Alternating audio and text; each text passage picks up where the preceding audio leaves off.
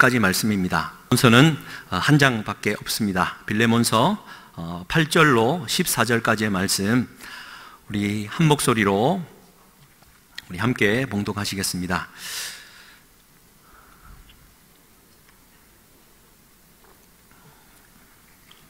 우리 함께 읽겠습니다. 이러므로 내가 그리스도 안에서 아주 담대하게 내게 마땅한 일로 명할 수도 있으나 도리어 사랑으로서 간구하노라. 나이가 많은 나 바울은 지금 또 예수 그리스도를 위하여 갇힌 자 되어 갇힌 중에서 낳은 아들 오네시모를 위하여 내게 간구하노라. 그가 전에는 내게 무익하였으나 이제는 나와 내게 유익함으로 내게 그를 돌려 보내노니 그는 내 신복이라. 그를 내게 머물러 있게 하여 내 복음을 위하여 갇힌 중에서 내 대신 나를 섬기게 하고자 하나 다만 내 승낙이 없이는 내가 아무것도 하기를 원하지 아니하노니 이는 너의 선한 일이 억지같이 되지 아니하고 자의로 되게 하려 함이라. 아멘. 3일 밤 저녁도 주님 전에 나오신 사랑하는 성도님들께 우리 예수 안에 모진 바람 풍파가 일어도 보호하심 받고 인도함을 받는 복된 삶이 되시기를 주님의 이름으로 간절히 축복합니다. 오늘은 갇힌 중에 낳은 아들 오네시모라는 제목으로 말씀 나누겠습니다. 빌레몬서는 옥중서신입니다. 바울이 로마로 압송된 이후에 AD 60년에 2년 동안 로마의 1차로 감옥에 갇혀있게 됩니다. 그때 4개의 옥중서신을 씁니다. 엡빌골몬, 에베소서, 빌립보서, 골로새서. 이 세 서신은 교회를 향해 보내는 회람 서신인데 마지막인 이 빌레몬서는 빌레몬이라는 개인에게 보내는 편지입니다. 내용은 이렇습니다. 사연이라고 할 수 있죠. 바울이 감옥에 갇혀 있는 동안에 오네시모라는 이 한 청년이 그에게로 다가왔고 감옥에 있는 바울에게 복음을 듣고 그가 은혜를 받아서 새 사람으로 거듭납니다. 그러다 보니까 오네시모는 바울에게 자기의 어떤 과오를 고백하게 되었겠죠. 얘기를 쭉 듣다 보니까 골로새에 있던 빌레몬 이름이 나옵니다.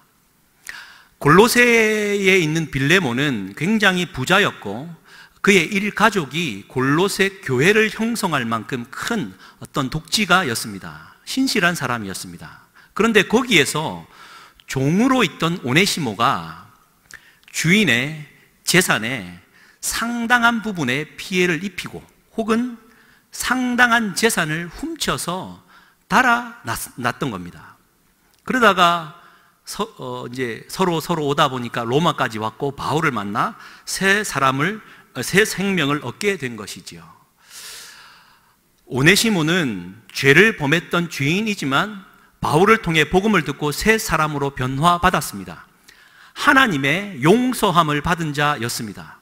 그렇지만 바울이 볼 때 반쪽이었습니다. 바울은 오네시모를 가리켜 너는 하나님으로부터 용서를 받았지만 너가 죄를 지어 피해를 끼친 너의 주인 빌레몬을 찾아가서 용서를 구하라고 말을 한 겁니다. 오네시모가 하나님께로부터 용서함을 받아 성령으로 충만했었겠지요. 그러나 피해를 입히고 달아난 이 종, 여러분 당시의 종이 주인의 재산이었지 생명이 아니었습니다. 만약 종이 달아나거나 심지어 재산을 훔쳐 달아나면 고난 이런 정도가 아니라 사지를 절단해서 죽여버립니다. 그러니 얼마나 두려웠겠습니까?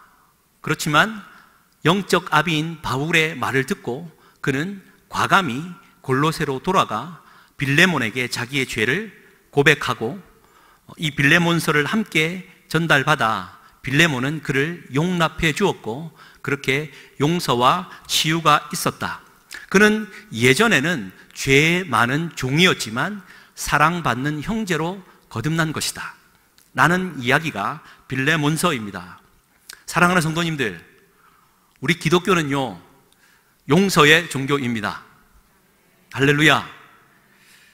그렇지만 용서가 단박에 일어나는 그렇게 쉬운 과정이 아닙니다. 과정이라 표현하는 것은 그만한 에너지와 시간과 노력과 고통이 수반되기 때문입니다. 여러분, 누군가에게 용서를 구해본 적이 있으십니까? 혹은 용서를 구하는 사람에게 용서를 베풀어 본 적은 있으십니까? 너무 쉽지 않은 과정임을 알기에 바울은 빌레몬과 오네시모 사이에 중재자가 되어준 겁니다. 빌레몬서가 갖는 이 짧은 25절에 이 한 서신이 갖는 의의는 바로 이것입니다. 하나님과 우리 사이에, 여러분 하나님 앞에 용서해달라고 염치불구하고 한번 기도해 보신 적 있으시죠? 아무리 봐도 용서받지 못할 난데 우리 주 예수님께서 다 치러주시고 중재자가 되어 주셨다라는 겁니다.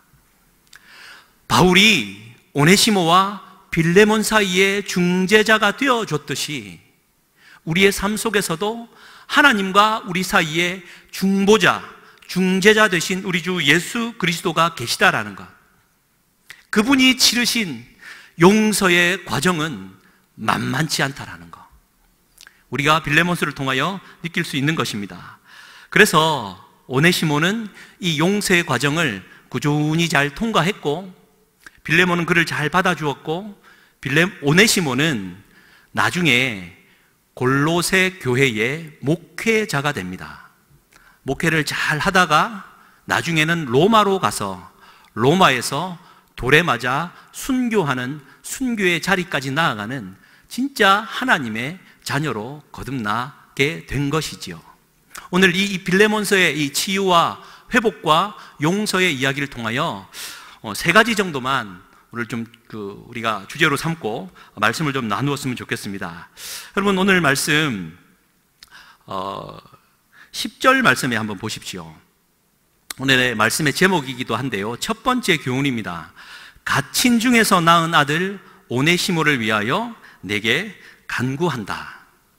여러분, 우리가 이 빌레몬서에서 발견할 수 있는 첫 번째 교훈은요, 바울은 오네시모를 영적 아들로 바꾸는 이 일에 갇힌 중에 낳았다라는 겁니다.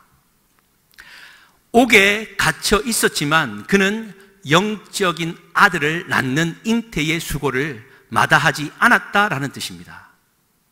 사랑하는 성도님들, 누군가의 생명을 구하고 누군가의 삶을 변화시키고 누군가를 용서할 수 있는 이 일은 조건이 잘 갖추어지고 환경이 잘 마련되어지고 분위기가 그럴듯하게 만들어져서 되어지는 것이 아님을 우리에게 말해주고 있습니다.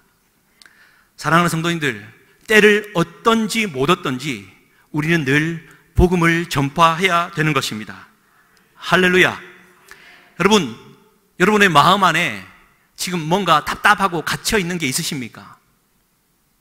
뭔가 이게 삶의 형편이 꽉 억눌려서 영적인 삶을 좀 돌아보기가 쉽지는 않으시지는 않는지요? 그러나 바울은 분명히 우리에게 교훈하고 있습니다.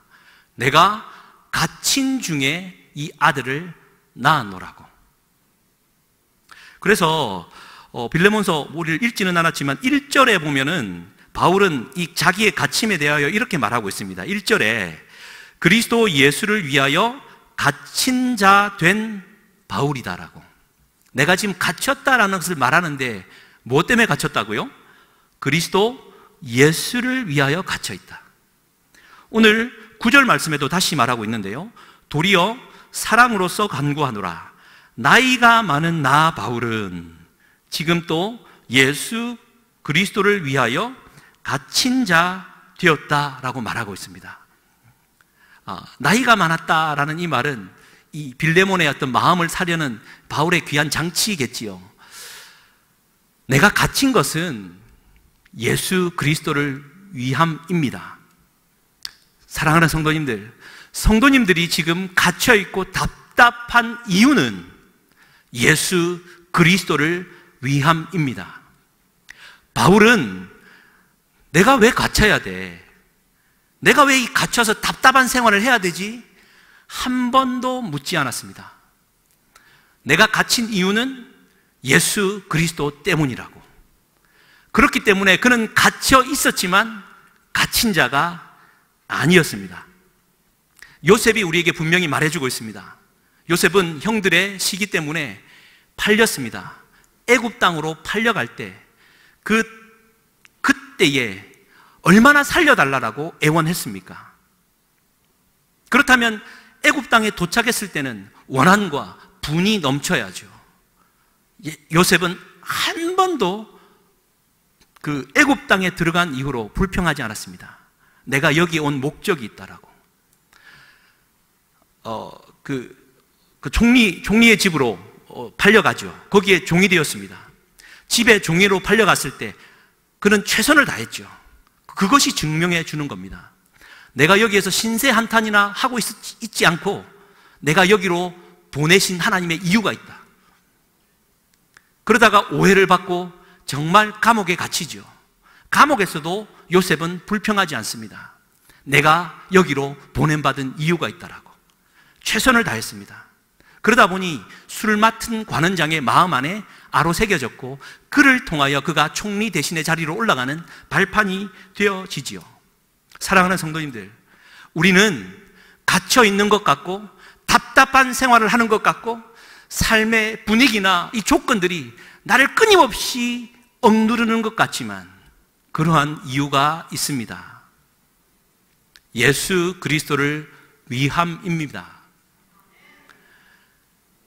여러분들이 새로운 생명을 잉태할 때임을 잊지 말아야 됩니다. 여러분, 고린도후서 4장 8절로 10절, 우리가 사방으로 우겨쌈을 당하여도 쌓이지 아니하고, 또 바로 나오네요. 답답한 일을 당하여도 낙심하지 아니하며. 같이 한번 읽읍시다. 8절부터 10절입니다. 멋지게 한번 암송하려 했는데 기회를 안 주네요. 같이 한번 읽겠습니다. 시작. 우리가 사방으로 우겨쌈을 당하여도 쌓이지 아니하며 답답한 일을 당하여도 낙심하지 아니하며 박해를 받아도 버림받지 아니하며 거꾸로 뜨님을 당하여도 망하지 아니하며 우리가 항상 예수의 죽음을 몸에 짊어짐은 예수의 생명이 또한 우리의 몸에 나타나게 하려 함이라. 할렐루야. 출구가 없다라고 할 때 그때 하늘을 볼 시점입니다. 앞에는 홍해가 가려져 있고 뒤에는 애국 군대가 쳐들어올 때, 그때 야 비로소 이제 끝났구나 싶을 그때 우리 이스라엘 백성은 바다의 길을 경험할 시간입니다. 땅이 공허하고 혼돈스럽고 흑암이 깊은 가운데 있을 때, 정말 여기서 어떠한 희망도 발견할 수 없을 그때는 여러분 잊지 마십시오. 하나님의 영이 수면을 운행할 때라고. 이제 새 창조가 시작될 시점이라고. 여러분, 하루를 밤새도록 그렇게 추위에 떨고 괴로워하며 견뎠는데 왜 아침이 되었는데도 더 추운가? 여러분, 가장 추워서 이제 더 이상 참지 못할 그 순간이 바로 태양이 뜰 순간임을 잊지 말아야 됩니다. 우리는 갇혀있는 것 같지만 갇혀있지 않습니다. 예수의 죽음이, 예수의 생명이 우리 안에 있는 한 우리는 결코 갇혀있을 수가 없습니다. 그러니 사랑하는 성도님들, 지금 제가 마스크를 쓰니까 여러분 표정이 잘 안 보이고 요새는 제가 오른쪽 눈이 많이 나빠져 갖고 잘 안 보입니다. 낭망에 계십니까? 오늘 이 예배 자리를 치고 나가더라도 어떠한 희망도 발견할 수 없을 것만 같은 절망 가운데 사로잡혀 계십니까? 사랑하는 마음으로 축복합니다. 막연한 희망을 드리고 싶은 것이 아니라 이제 하나님이 일하실 순간임을 잊지 마시고, 내가 처한 자리에서 나는 과연 이 고난과 답답함의 순간에 나의 오네시모를 내가 길러낼 만한 나의 영적인 눈은, 영적인 마음은 살아있는지, 갇혀있지만 갇혀있지 않은 자유함이 내게 있는지 우리는 돌아보아야 될 줄 믿습니다. 여러분, 이 말씀에서 분명히 말해주고 있습니다. 오네시모는 주인의 물건을 탐하여 훔쳐서 종의 직분을 버리고 자유를 찾아 떠났습니다. 그런데 오네시모는 그 떠난 자유 때문에 훨씬 더 큰 죄악 가운데 마음 안엔 더 큰 감옥으로 살아갔습니다. 모든 것을 배설물로 여기고 하나님의 복음만을 위해 살았던 사도 바울은 몸이 감옥에 갇혔지만 그 마음 안에는 하나님의 나라로 가득 차서 그 어떤 것도 그 누구도 그를 감옥에 가둘 수가 없었던 것이죠. 그래서 갈라디아서 5장 1절과 13절 말씀은 딱 두 가지로 구분하고 있습니다. 5장 1절은 이렇게 말합니다. 그리스도께서 우리를 자유롭게 하려고 자유를 주셨으니 그러므로 굳건하게 서서 다시는 종의 멍에를 매지 말아라. 무슨 말입니까? 뒤집어 표현하면 내가 자유롭게 하기 위해서 내가 선택한 이 일과 행위가 육적인 죄악으로 가득 차서 결국에는 종의 멍에를 자꾸 맬 수밖에 없는 지경에 이르른다라는 말이죠. 그래서 13절 말씀에 띄웠으니까 같이 한번 읽겠습니다. 형제들아, 너희가 자유를 위하여 부르심을 입었으나 그러나 그 자유로 육체의 기회를 삼지 말고 오직 사랑으로 서로 종노릇하라. 하나님의 자녀 되어서 하나님의 종으로 살아가는 것은요, 구속함을 받고 세상 재미 다 떨어지는 것 같지만 오히려 그것이 진짜 하나님 안에서 참 자유함을 누리는 것임을 가르쳐주고 있습니다. 사랑으로 서로 종노릇해야 됩니다. 성도 간의 마음도 마찬가지 아니겠습니까? 내가 너보다 위가 아니라 내가 참 자유를 얻은 이 사랑과 은혜 때문에 당신을 위해 내가 종이 되는 거, 이게 진짜 하나님 안에서 참 자유함을 누리는 자의 자세 아니겠습니까? 강조합니다. 첫 번째 교훈은 주님 안에 있으면 우리는 갇혀 있어도 갇힌 것이 아닌 것입니다. 두 번째 교훈을 찾아가면 한번 따라 하시겠습니까? 주님 안에 있으면 있어야 할 곳으로 되돌아가야 합니다. 여러분, 우리는 우리가 있어야 될 자리에 있어야 됩니다. 여러분, 축구를 해보면 저도 축구를 좋아해서 제가 초등학교 때는 주 공격수였습니다. 근데 이 공격하다가 수비가 잘못하면 제가 수비수까지 내려가서 수비를 하다가 나는 잘하는 줄 알았는데 코치 선생님이 불러서 귓방맹이를 날립니다. 뭐 하고 있냐고. 저 열심히 수비까지 내려가지 않습니까? 내가 수비에 내려있는 순간 공격의 기회를 박탈당하기 때문에 귓방망이 맞고 가서 공격수 자리를 잘 지켰던 기억이 있습니다. 이 말씀을 드리는 이유는 우리는 있어야 될 자리에 있지 않고 희한하게 다른 자리에 가 있다는 겁니다. 말씀을 한번 보시면 11절에 이렇게 말하고 있죠. 그가 전에는 내게 무익하였으나 이제는 나와 내게 유익하다.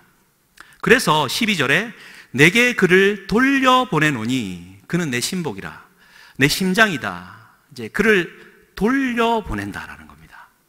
여러분, 여기에 방점을 찍으십시오. 돌려보냅니다.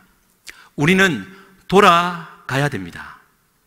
13절에 그를 내게 머물러 있게 하여 내 복음을 위하여 갇힌 중에서 너를 대신해서 나를 섬기게 하고자 하지만 다만 내 승낙이 없이 내가 아무것도 하기를 원하지 아니하노니 이는 너의 선한 일이 억지같이 되지 아니하고 자의로 되게 하려 함이라. 읽지는 않았지만 15절에 뭐라고 되어 있냐면요, 아마 그가 잠시 떠나게 된 것은 너로 하여금 그를 영원히 두게 함이다 라고 말하고 있습니다. 여러분, 하나님이 만드신 에덴 동산에서 쫓겨난 인간을 향한 하나님의 메시지입니다. 사람이 그분의 낙원에서 쫓겨나 나온 것은 잠깐 떠나게 된 거라고, 다시 돌아와 하나님과 더불어 영원히 거하게 하기 위함이다라고. 사랑하는 성도님들, 오늘 저녁에 나를 돌아보아야 됩니다. 내가 지금 있어야 될 자리에 있는지, 내가 돌아가야 될 자리가 있다면 거기는 어디인지 우리는 분명히 해야 됩니다. 예전에 시인과 촌장이 하덕규 씨가 활동할 때 아주 간단한 노래가 하나 있습니다. 풍경이라는 노래인데 가사가 두 줄입니다. 세상 풍경 중에서 가장 아름다운 풍경 무엇이겠습니까? 세상 풍경 중에서 가장 아름다운 풍경. 노래를 부를 뻔했습니다. 모든 것들이 제자리로 돌아가는 풍경. 그게 한 노래가 한 3분 동안 그것만 되뇌입니다.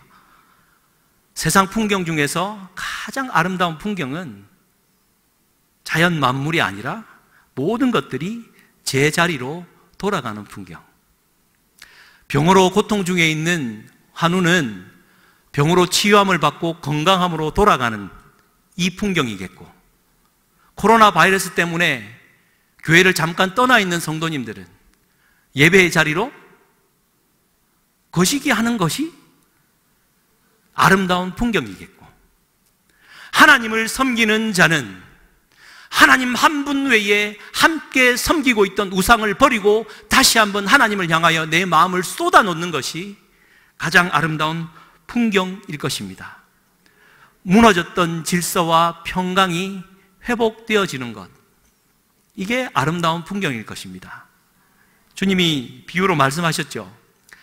100마리 양 중에 한 마리를 잃어버렸을 때, 그 잃어버린 양을 찾아 돌아왔을 때 잔치를 벌였다고. 동전 10개가 있는데 하나를 잃어버려서 그 잃어버린 동전을 찾았더니 잔치를 벌였다고.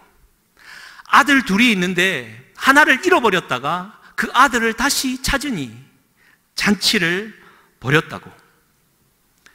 사랑하는 성도님들, 그때 그 탕자가 있어야 될 자리는 어디입니까? 내 아버지의 집 아닙니까? 마치 오네시모처럼 뭔가 하나 딱 합법적이라는 이름으로 재산을 한 움큼 쥐고 잊지 말아야 될 그곳으로 가서 허랑방탕하게 살다가 결국 돌아서 깨우쳐 보니 그가 있는 자리는 돼지우리였습니다. 그때 깨닫지요. 내가 있어야 될 곳은 돼지우리가 아니라 내 아버지의 집이라고. 그리고는 돌아왔습니다. 사랑하는 성도님들, 지금 어디에 서 계십니까? 어디에 계십니까? 사실 요즘 저는 개인적으로 말씀 기도 훈련을 하고 있습니다. 이 말씀 기도 훈련은 물론 이제 N이나 다 이렇게 지도를 해주시는 부분이기도 한데, 말씀을 한 구절 읽고 그 말씀을 가지고 그 말씀의 언어로 하나님께 기도를 하는 훈련입니다. 끊임없이 반복이 되다가 어느 날 요한계시록 2장을 보다가 세 번째 교회지요, 버가모 교회를 향한 하나님의 메시지가 정말 가슴을 아련하게 만들었습니다. 그 버가모 교회를 향하여 말씀하실 때 이렇게 말을 하거든요. 좌우에 날선 검을 가진 이가 이르시되 네가 어디에 사는지를 내가 아노니 거기는 사탄의 권자가 있는 데라. 좌우에 날선 검을 가진 이가 이르시되 나는 네가 어디에 사는지 아는데 거기는 사탄의 권좌가 있는 데라. 주님, 내가 사는 데를 어디 있는지 아시다고요. 근데 좀 더 나아가니 내가 지금 서 있는 위치를 우리 주님은 분명히 분별하고 계시고 거기는 사탄의 권좌가 서 있다고. 기도를 하는 중에 사탄의 권좌, 주님, 사탄의 권좌라는 표현은 좀 과하지 않습니까? 이 권좌라는 이 말은 하나님 아버지의 보좌라는 계시록의 언어랑 똑같은 단어를 썼습니다. 아니, 일개 사탄에게 권좌라는 말을 갖다 붙이시다니요. 하나님 좀 과하지 않습니까? 라는 기도를 하는 중에 하나님이 제 마음 안에 강력하게 기름 부어 주셨습니다. 응답하셨습니다. 그건 내가 붙여준 게 아니라 네가 붙여준 거라고. 네가 지금 살아가고 있는 자리에 나는 아는데 네가 서 있는 그 자리는 사탄이 자리 잡고 있고 자리 잡았을 뿐만 아니라 네가 그 자리를 왕좌의 자리로 사탄을 모시고 살아가고 있노라고. 여러분 어떠하십니까? 다시 한번 돌아봐야 되지 않겠습니까? 여러분이 서 있는 그 자리는 과연 우리 주님을 왕좌로 모시고 살아가는 자리입니까? 아니면 나도 모르게 사탄의 권좌가 딱 놓여져 있는 그 자리 살고 계시지는 않는지요? 여러분 민수기 22장에 발람 이야기가 나오죠. 선지자였습니다. 하나님을 알았지만 제대로 된 선지자는 아니었습니다. 그 모압 왕 발락이 이스라엘 백성들이 출애굽하여 승승장구한다라는 말을 듣고 영험했던 발람을 불러다가 저주하게 합니다. 근데 이 발람은 결국에는 이 발락이 제시하는 이 뇌물에 마음을 빼앗겼고 따라가게 됩니다. 따라가는데 하나님이 역사하시죠. 자기가 항상 타던 이 나귀가 갑자기 포도원을 지나는데 양쪽 담벼락이 있는 큰 길가로 섰을 때 말이 발을 벽에 대고 안 나가려고 하는 겁니다. 그래서 이 발람이 이 채찍을 가지고 나귀를 때리니까 나귀가 아프니까 조금 더 갔겠죠. 그런데 좁은 길을 들어갈 때 이제는 발악을 하면서 멈추는 겁니다. 그래서 내려서 자기가 갖고 있던 작대기로 그의 뺨을 내리칩니다. 이 나귀가 얼마나 당황했던지 말을 하죠. 이렇게 말합니다. 내가 당신한테 무엇을 하였기에 나를 3번이나 때립니까? 예? 내가 뭐 했다고 한 번도 아니고 3번이나 때리냐고요. 일생 동안 내가 당신을 모신 내가 낙이 아닙니까? 내가 언제 당신한테 이같이 버릇없이 군 적이 있습니까? 여러분 당연한 반응은 발람이 너는 말도 할 줄 알아? 라고 해야 되는데 그런 적은 없었지? 라고 대답을 합니다. 지금 나귀랑 대화를 하고 있어요. 하나님의 역사죠. 성경은 다른 거 다 기록하지 않습니다. 그때 나귀가 보았던 장면이 이 발람에게 열립니다. 좁은 길가 앞에 하나님의 여호와의 사자가 칼을 빼들고 서 있는 겁니다. 나귀는 보았고 가면 죽으니까 주인을 보호하기 위해 가지 않으려 했던 거죠. 그제야 눈이 열리고 역사는 그렇게 되는데, 그러나 발람은 끝까지 갑니다. 물질에 돈의 마음을 빼앗기고 뇌물에 내 마음을 빼앗겨 살아가고 계시다면 여러분 우리는 사탄의 권좌 위에 살아가고 있는 것입니다. 버가모 교회에 좌우에 날선검을 가지신 이가 묻고 있는 겁니다. 너 지금 어디에 있어? 돌아가라고. 버가모 교회에 쭉 읽어보시면 너희 중에 발람의 교훈을 따르는 이가 있도다라고 말하고 있습니다. 똑같이 오늘 우리에게 질문하십니다. 너희 그 길 가다가는 죽어. 발람의 길을 가다가는 죽으니 너 지금 어디에 있는지 내가 다 알아. 돌아가. 서슬프런 칼을 빼드시고 우리에게 교훈하시는 하나님의 음성을 들어야 될 줄 믿습니다. 여러분, 우리는 돌이켜야 됩니다. 있어야 될 자리에 있어야 됩니다. 여러분 그거 아십니까? 그 김승권 박사가 그 슈퍼 옥수수로 유명했지요. 1995년도에 북한의 기아가 크다라는 이유로 북한에 10번이나 왔다 갔다 하면서 북한의 기아를 이제 돕기 위해 옥수수 한 알로 세계의 평화를 유지할 수 있다라는 일념 하나로 북한 땅에 적합한 슈퍼 옥수수를 개발합니다. 실제 옥수수보다 3배가량 큰 슈퍼 옥수수. 품종을 이제 개발을 다 하고 저쪽 우리 경상북도에 있는 한 연구소 뒷산에 이것을 심어 놓았답니다. 일화입니다. 그런데 등산하는 사람들이 이것을 신기하니까 하나씩 하나씩 뽑아갔답니다. 여러분, 등산하시다가 나무 꺾으시는 분들 회개하기를 주님의 이름으로 축복합니다. 나 하나쯤이야 생각했겠죠. 그런데 전부가 그리 생각했고 슈퍼 옥수수는 어느 날 하나도 없었습니다. 김순건 박사가 그 장면을 보고 기절을 했답니다. 그런데 이 사실을 다시 한번 도시에 알리게 되어지고 사람들이 회개하며 돌아왔고 그 옥수수는 90%가 넘는 회수율을 보였답니다. 우리 사랑하는 성도님들, 뭐 돈의 노예가 되어지고 뇌물의 마음을 뺏기고 거창할 얘기할 필요가 없습니다.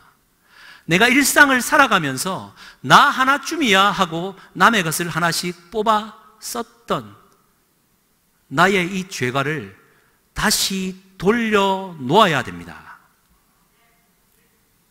사랑하는 성도님들, 어려운 일이 아니고 복잡한 일이 아닙니다. 나는 과연 그리스도인다운 자리에 살아가고 있는지, 혹 내가 살아가고 있는 이 자리에 사탄의 권자가 자리 잡고 있어서 나도 모르게 내 양심을 파묻고 그리스도인답지 못한 삶을 살아가고 있지는 않는지 우리는 돌이켜야 됩니다. 여러분, 둘째 아들은 탕자로 갔다가 돌아왔습니다. 그러면 첫째 아들도 탕자였습니다. 그는 아버지와 함께 살아갔지만 아버지의 영향을 전혀 받지 못하고 아버지 밑에서 종처럼 살았던 아들이 첫째 아들입니다. 첫째 아들, 둘째 아들, 우리 모두는 다 돌아가야 됩니다. 여러분, 지금쯤 그런 생각을 하시겠죠? 내 사랑하는 자녀가 주님께로 지금 돌아와야 되는데, 내 사랑하는 남편이 주님께로 돌아와야 되는데, 여러분, 착각하지 마십시다. 지금 이 메시지는 저에게 하는 말이고 이 메시지를 듣는 여러분에게 하는 말입니다. 여러분, 다른 사람 생각하지 마십시오. 나는 지금 하나님께 돌아와 있는 사람인가? 많은 부분 돌아보면요, 나는 하나님과 함께하고 있다고 생각하지만 큰아들처럼 살아가는 자가 아닙니까? 오히려 둘째 아들처럼 멀리 갔다가 돌아오면 그 은혜에 감격하여 살아가겠지만 혹여나 하나님의 은혜 안에 있지 못하다면 돌이킬 수 있는 이 밤이 되기를 주님의 이름으로 간절히 축복합니다. 그리고 마지막 세 번째는요, 우리가 받은 은혜가 너무나도 크다라는 사실을 우리가 알아야 된다는 건데, 여러분, 오늘 읽었던 8절과 9절 말씀 한번 보십시오. 이러므로 내가 그리스도 안에서 아주 담대하게 내게 마땅한 일로 명할 수 있으나 도리어 사랑으로서 간구합니다 라고 말하고 있습니다. 바울은 나이가 많았고 그 오네시모를 복음으로 다 바꾸었기 때문에 이제 한마디 하면 되죠. 용서는 너의 선택사항이 아니고 반드시 해야 되는 일이니 그런 줄 알고 용서하고 잘 받아서 살아가라 라고 말을 하면 되는데, 그러지 않습니다. 예의를 갖추어서 이 일을 내가 사랑으로서 간구한다. 그래서 14절에 오네시모를 돌려보내면서 다만 내 승낙이 없이는 내가 아무것도 하기를 원하지 아니하노니 이는 너의 선한 일이 억지같이 되지 아니하고 자의로 되게 하려 함이라고. 그러면서 붙이는 말이 18절인데요. 여러분 가진 성경을 보십시오. 그가 만일 너에게 불의를 하였거나 내게 빚진 것이 있으면 그것을 내 앞으로 계산해라. 19절, 나 바울이 친필로 쓰노니 내가 갚으려니와 네가 이외에 네 자신이 내게 빚진 것은 내가 말하지 않겠노라. 여러분, 이게 무슨 말이겠습니까? 내가 오네시모 빚 내가 다 갚아줄 건데, 그래 내가 다 갚아줄게. 근데 있잖아, 네가 나한테 진 빚은 나 안 물을 거야. 무슨 얘기입니까? 오네시모한테 빚진 거 갚으려면 내가 막 쉐리 막 하겠다라는 거 아니겠습니까? 여러분, 여기에서 진짜 중요한 바울의 메시지, 복음의 메시지가 있습니다. 예수님이 누가복음 18장에 천국 비유를 하시면서 1만 달란트 빚진 자와 100데나리온 빚진 자의 비유를 말씀하시죠.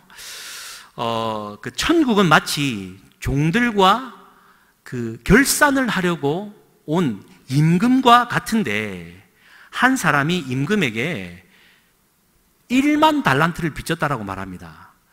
여러분, 1만 달란트가 어느 정도 돈이 되는 줄, 저도 계산이 잘 안 되는데, 한 신학자는 1만 달란트는 노동자 한 사람이 1600년 동안 일을 해야지만 벌 수 있는 돈이라고 말합니다. 여러분, 다시 한번 강조합니다.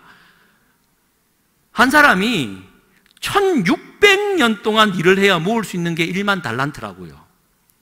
이게 이제 또 좀 더 실질적으로 말하면 1달란트는 6,000데나리온입니다. 그러니까 1달란트를 벌기 위해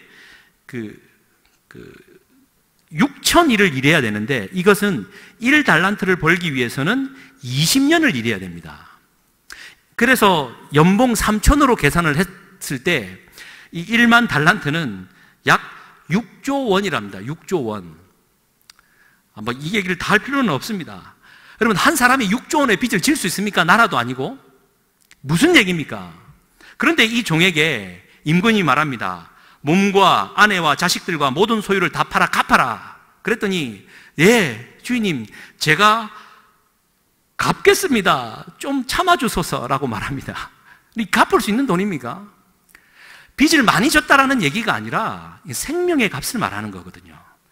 그렇게 생명의 값을 용서받은 그가 자기에게 빚진 100데나리온, 연봉 3,000짜리로 계산하면 약 1,000만 원의 돈을 빚진 이 빚진 자에게 용서를 베풀지 않고 그 돈을 받아내려고 옥에 보내버리는 거예요. 왕이 노했고 그를 불러다가 이런 말을 합니다. 너희가 각각 마음으로부터 형제를 용서하지 아니하면 나의 하늘 아버지께서도 너희에게 이와 같이 하시리라. 사랑하는 성도님들, 여러분 잊지 마십시다. 우리가 용서할 수 있는 유일한 이유는 내가 받은 용서의 값이 값으로 매길 수 없기 때문입니다. 예수님이 십자가에서 돌아가실 때 테텔레스타이, 우리나라 말로는 다 이루었다. 조금 더 번역을 하면 하나님, 이제 하나님의 빚을 다 갚았습니다 라는 뜻이죠. 생명의 속전으로 우리를 용서하신 우리 주님의 사랑 앞에 용서하지 못할 게 뭐가 있습니까? 근데 이 이야기가 여러분 열왕기상 2장에 우리에게 주는 교훈이 참 크거든요. 다윗이 왕이 되었다가 압살롬의 반역 때문에 왕위를 버리고 도망가지 않습니까? 도망갈 때 사울 왕의 친척이던 시므이라는 사람이 나옵니다. 다윗이 맨발로 도망을 가니까 나와서 하는 말이 피를 흘린 자여, 사악한 자여, 가거라 가거라. 번역 참 좋죠. 사람을 막 무자비하게 죽인 저놈, 얼마나 사악하고 악독한 놈인지 꺼져라 꺼져라 라는 얘기입니다. 그러면서 저주를 하고 돌을 던지면서 먼지를 날리며 따라왔습니다. 그런 시므이가 다윗이 이 평정이 되고 다시 돌아올 때 누구보다도 먼저 나와서 다윗을 맞이합니다. 왕이여, 용서해 주소서. 그때는 제가 못 모르고 이랬던 거 아닌 거 아시지 않습니까? 예? 연기가 좀 됩니까? 용서해 주세요. 다윗은 용서해 주고 그를 두고 봅니다. 그가 죽을 때 유언하죠. 시므이를 잘 보라고. 그래서 솔로몬이 그에게 경계를 합니다. 너는 이제 이 예루살렘을 떠나지 말아라. 집 짓고 살아라. 이 기드론 시냇가를 건너는 날에는 너는 죽을 것이다. 용서함을 받고 예루살렘에 거주합니다. 거주하기를 3년을 거주하는데 어느 날 자기 집에 있던 종 2사람이 블레셋 지방 가드로 도망을 가버립니다. 왜 도망갔겠습니까? 그의 성정을 보건대 주인 노릇을 제대로 못했겠죠. 살고 싶었겠죠. 오네시모처럼 뭔가 큰 한몫을 가지고 도망갔겠죠. 그러면 시므이가 기억해야 되는 것은 무엇입니까? 비록 내가 이 상처받고 이것을 물질적인 피해를 보았지만 내게 주어진 하나님의 명령, 예루살렘을 떠나지 말고 기드론 시내를 건너가면 안 된다라는 것을 명심해야죠.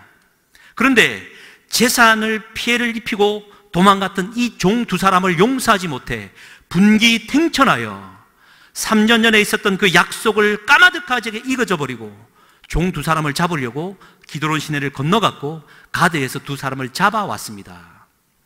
옛날 법대로라면 사지를 찢어서 죽었겠죠. 솔로몬이 이것을 알고 시므이를 그 자리에서 죽여버립니다. 여러분, 다른 얘기가 아니고 어려운 얘기가 아니고 먼 얘기가 아닙니다. 하나님께서는 내게 있으라고 한 그 자리를 지키지 못하고 내 분을 다스리지 못하고 내 어떤 물질의 그 뇌물의 마음을 빼앗긴 마음을 되돌리지 못한 그 사람에게는 나도 모른 채 선을 넘어가 버리는 겁니다. 결말은 뻔한 것이죠. 늘 우리에게는 이런 시험이 찾아옵니다. 여러분, 이것이 시험임을 분별하여서 내가 받은 하나님의 은혜가 얼마나 큰지를 먼저 생각하고 용서할 수 있는 이 저녁이 되기를 주님의 이름으로 간절히 축복합니다. 여러분, 다시 한번 주님의 이름으로 부탁드립니다. 용서하지 못할 사람이 없습니다. 또 용서받지 못할 죄가 없습니다.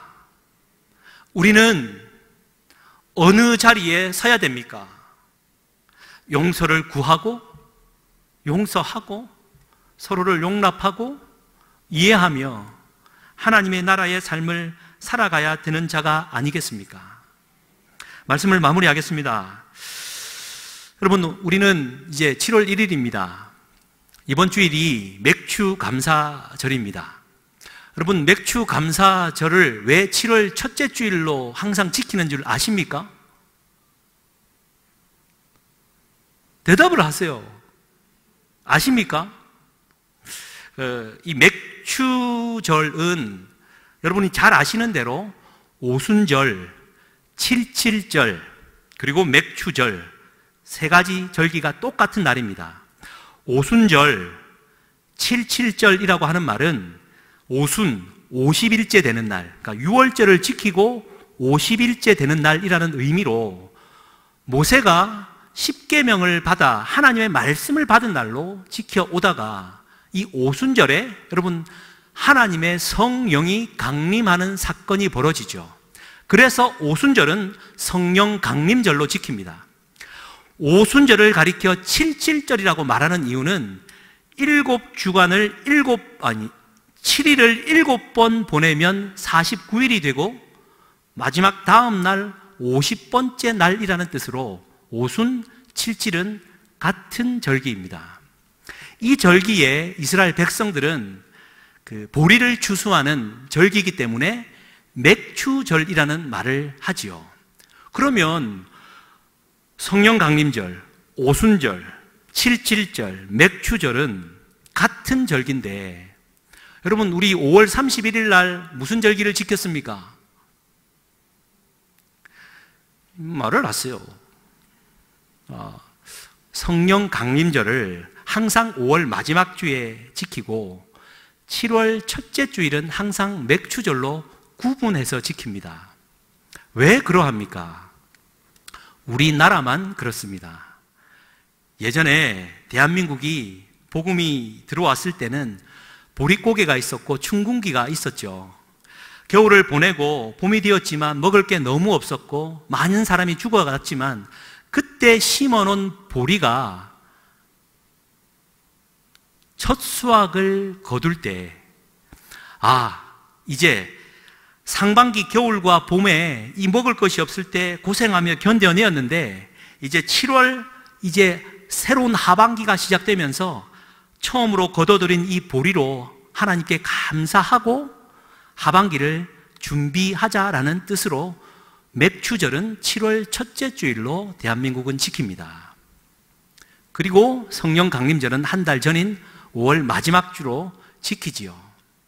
그러면 오늘 우리는 다시 한번 우리의 마음을 되돌리고 결단하였으면 좋겠습니다. 새로운 하반기가 시작되었습니다. 맥주 감사를 지키면서 새로운 하반기를 새롭게 시작하려고 우리는 이 절기를 지켜낼 것입니다.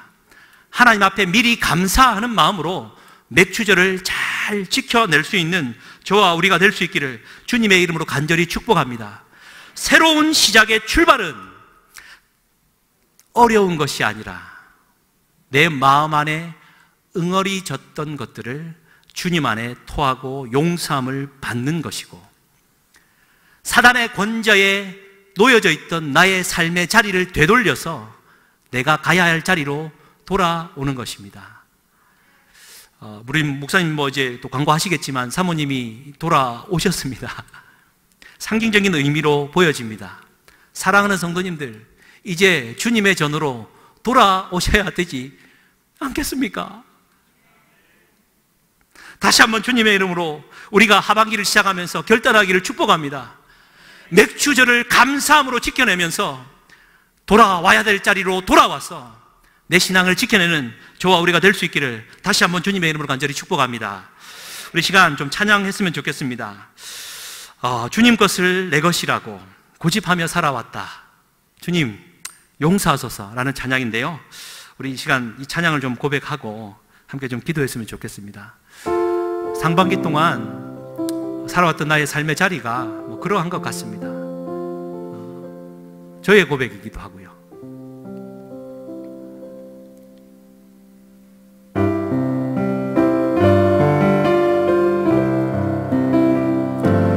주님 것을 내 것이라고 고집하며 살아왔네. 금은 보화 자녀들까지 주님 것을 내 것이라. 아버지여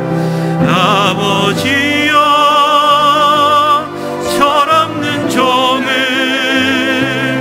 용서하여 주옵소서. 맡긴 사명 맡긴 재물을 주를 위해 쓰렵니다. 천하니모 내 것이라고 주의 일을 멀리 했네. 주신이도 주님이시요 쓰신이도 주님이라. 아버지여 불충한 종을 용서하여 주옵소서. 세상 유혹 다 멀리하고 주의 일만 하렵니다. 주의 사랑 받기만 하고 감사할 줄 몰랐었네. 주님 말씀 듣기만 하고 실행하지 못했어. 아버지여 연약한 종을 용서하여 주옵소서. 주여 연약한 종을 용서하여 주옵소서. 주님 명령 순종하면서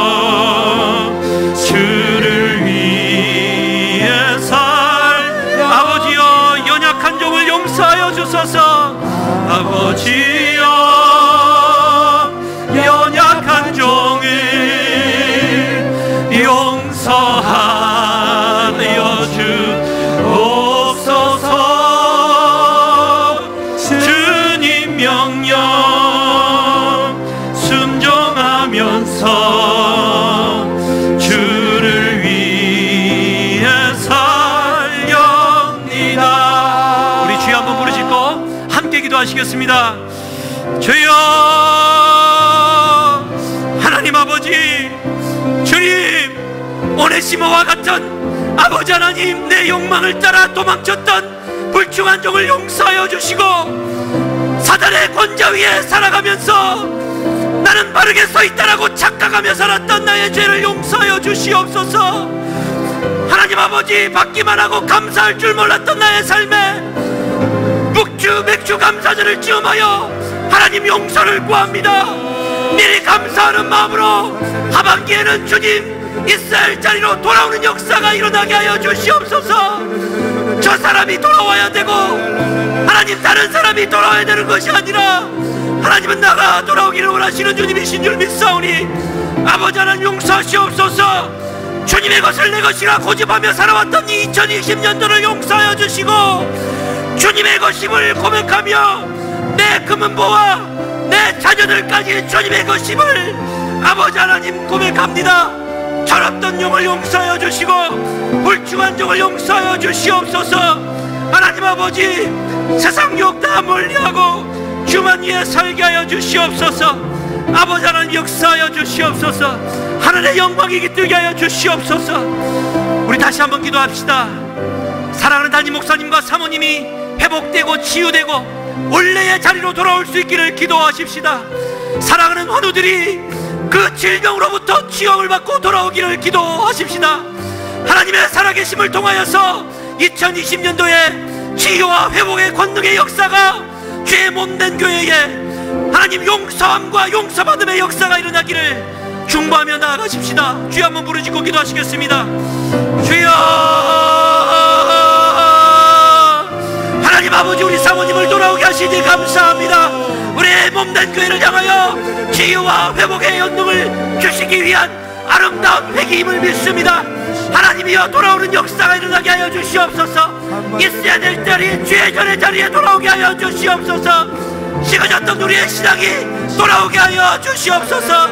아버지 하나님의 영광과 지혜와 총명과 명철함의 지혜와 계시의 영이 하나님 오순절 마가의 다락방에 있던 성령이 다시 한번 우리 가운데 임하고 돌아오게 하여 주셔서 아버지 하나님 맥주 감사를 지음하여 성령 강림의 역사가 임하여서 새로운 사반기가 시작되게 하여 주시옵소서.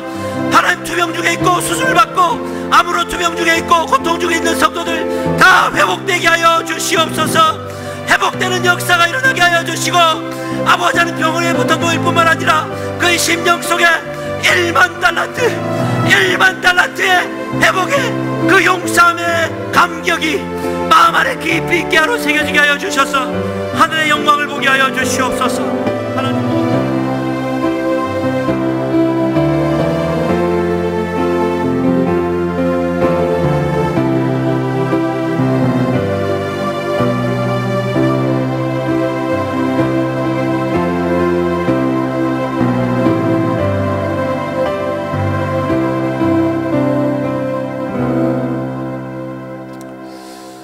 자비하신 아버지 하나님, 2020년도 전반기를 마치고 후반기를 시작하는 7월 1일을 맞이해서 수요 예배로 모여 하나님 앞에 영광 돌리게 하시니 감사합니다. 하나님, 오늘 주여 말씀을 우리에게 주여 들려주시는 사도 바울의 전반기 인생은 예수님을 대적하는 인생이었고, 그리고 무가치한 이와 같은 삶이었지만은 예수 그리스도를 만나고 난 다음에 그 후반기 인생은 원수까지도 사랑하는 이와 같은 그 아름다운 열매를 거둔 이와 같은 인생이 되어졌습니다. 그러하기 때문에 도둑놈 오네시모를 옥중에서 낳게 되어졌고, 그리고 이 오네시모가 훗날에 훌륭한 주의 종으로 이렇게 새 출발하는 이와 같은 아름다운 모습을 보여주게 되어지는데, 저희들 전반기 동안 코로나와 싸우면서 여러 가지로 힘들고 어려운 일들이 많이 있었습니다. 교회도 주여 많은 성도들이 참석하지 못하시면서 서로 주여 교제가 막히게 되어지고 또 답답한 이와 같은 일들이 우리 가운데 덮쳐왔지만은 주여 오늘부터 시작하는 후반기에는 더욱더 좋아지는 역사가 있어질 수 있도록 도와주시옵소서.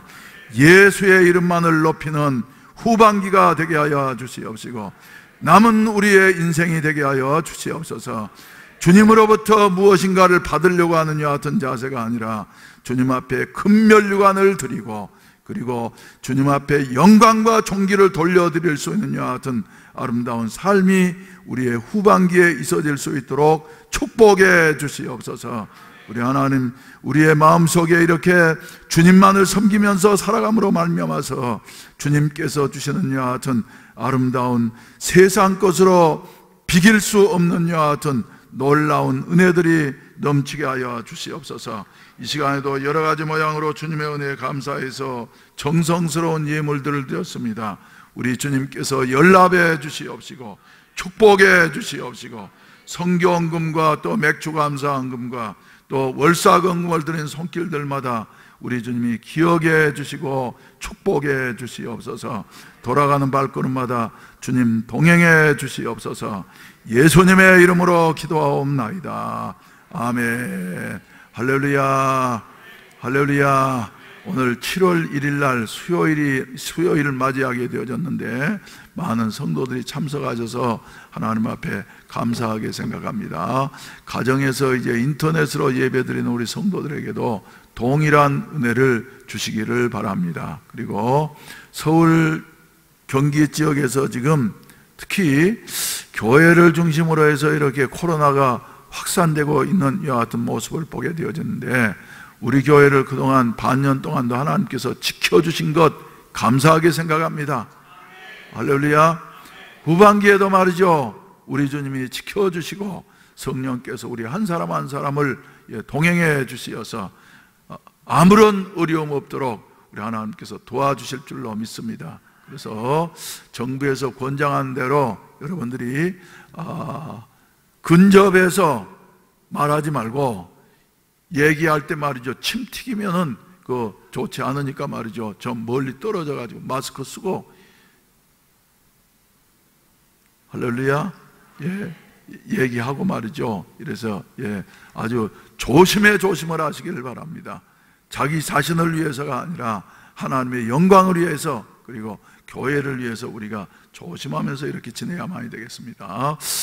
다음 주일은 이미 광고 드린 대로 맥주 감사 주일입니다. 그래서 나가실 때 혹시 자기 순원 중에 또 자기 자신이 이렇게 맥주 감사헌금 봉투를 받지 못하신 분이 계시다고 하면은 그냥 형식적으로 드리는 것이 아니라 정말 마음을 담아서 말이죠, 하나님 앞에 감사할 수 있는 여하튼 은혜가 있어지기를 바랍니다. 할렐루야. 그리고 교회에서는 교회에서는 여러분들에게 다음 맥주 감사 주일에 떡을 드리기로 이렇게 했습니다. 그래서 떡 잡수시고 싶은 분들은 또 하나님 앞에 예배 드리기 위해서 다음 주에 나오면 말이죠, 덤으로 떡도 드리도록 이렇게 하겠습니다. 기억하시길 바랍니다. 아시겠습니까? 우리 그럼 다 같이 기립하셔서 우리가 신앙생활을 어떻게 할 것인가 하는 것을 생각할 때, 그래, 주 예수 이름을 높이어서 우리 모두가 다 마음을 합해서 찬양하는 이와 같은 신앙생활을 해야만이 되겠다. 그래서 금면류관을 들여서 만유의 주찬양, 금면류관을 들여서 만유의 주찬양, 우리 찬송가 36장 간절한 마음으로 말이죠, 힘있게 부르신 다음에 통성으로 기도하시다가 자유롭게 하시겠습니다.